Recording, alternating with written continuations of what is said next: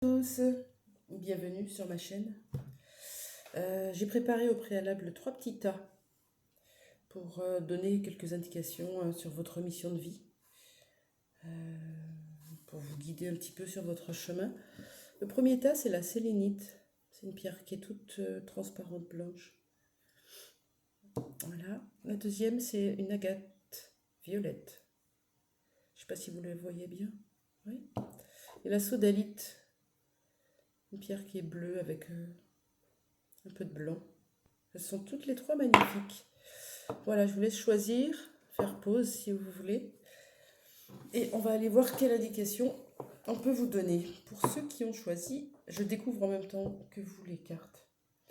Pour ceux qui ont choisi le tas de la sélénite, je la remontre.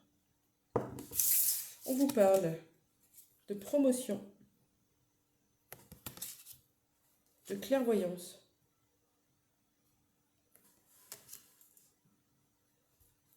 de résistance et de reconnaissance. C'est un peu comme si le message avec les 4 cartes, il venait dire croyez en vos capacités de clairvoyance. Voilà, croyez en vos compétences. Ne posez plus de résistance. Vous n'avez pas besoin d'attendre la reconnaissance des autres. Elle est en vous-même. C'est un peu ça, hein? Je ne sais pas si vous êtes médium ou vous tirez les cartes ou peu importe ce que vous faites. En tout cas, il y a de la clairvoyance en vous. Je vois. La carte de la promotion va nous donner une petite indication. Alors,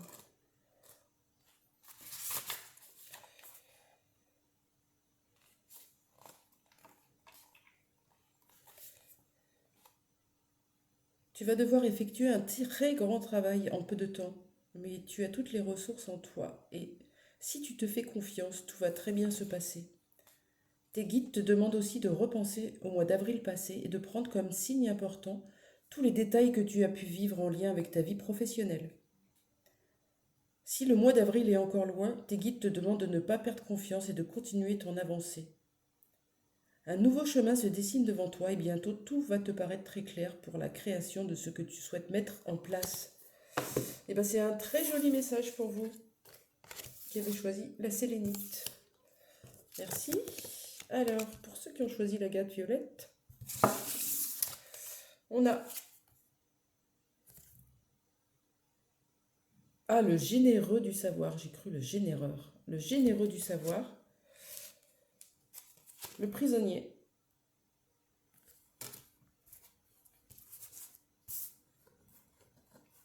L'obligation. Et la contribution. Voilà.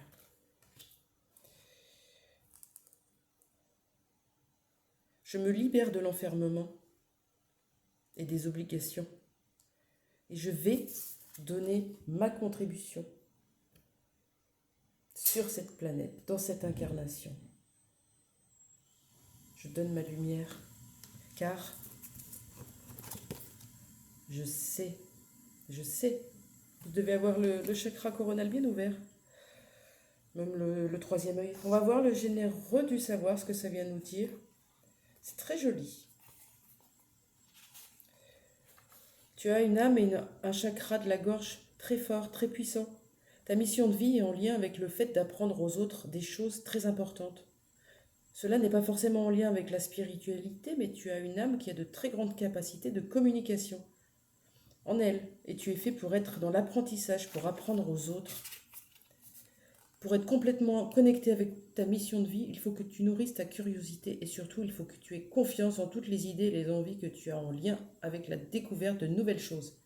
Tes guides te disent bien que tu es un enseignant et que chacune de tes cellules a acquis beaucoup de connaissances lors de tes vies antérieures. Voilà, prends conscience de tout ce savoir, sors-toi de tes propres prisons, de ta propre prison, de ton propre enfermement et va poser ta contribution. C'est magnifique, bravo. Pour le troisième groupe, la sodalite, On a le guide des traversées, la source, je vibre d'amour inconditionnel, le passeur d'âme, le soleil et l'affectivité.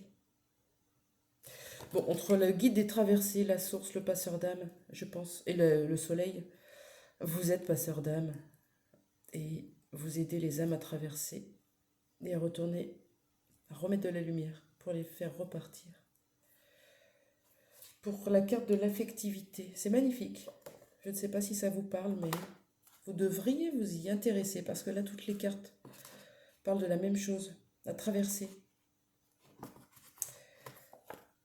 De quoi ai-je besoin aujourd'hui qui viendrait nourrir mon affectivité?